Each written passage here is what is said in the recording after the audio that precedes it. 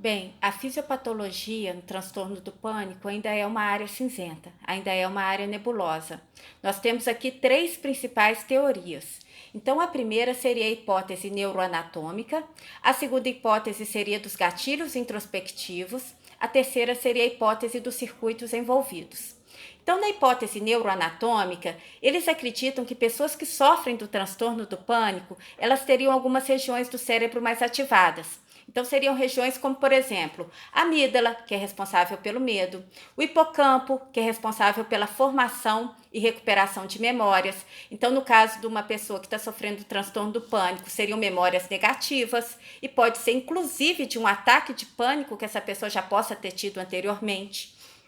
Aí seria, por exemplo, o hipotálamo, que é ligado ao sistema nervoso autônomo, que tem essa resposta de luta e de fuga, e o tronco encefálico, que interpretaria isso como uma ameaça extrema. A segunda hipótese seria dos gatilhos introspectivos. Então, acredita-se que essas pessoas sejam pessoas mais sensíveis a dióxido de carbono. Esse fenômeno é chamado hipercapnia. Então, eles já fizeram estudos em laboratórios onde eles colocaram pessoas que não sofrem do transtorno do pânico com pessoas que sofrem do transtorno do pânico a uma concentração mais elevada de dióxido de carbono. E o que eles perceberam? Que as pessoas que não sofrem de transtorno do pânico, elas ficaram desconfortáveis, mas elas não chegaram a ter um ataque de pânico. Agora, as pessoas que sofrem do transtorno do pânico tiveram um ataque de pânico. E a terceira hipótese seria a hipótese dos circuitos envolvidos. Então, nessa hipótese, não seria mais aquelas partes, mas as conexões que elas têm. Igual, por exemplo, o sentimento de medo seria a amígdala se ligando ao córtex órbito-frontal e ao córtex cingulado anterior, que seria relacionado à emoção e à tomada de decisão.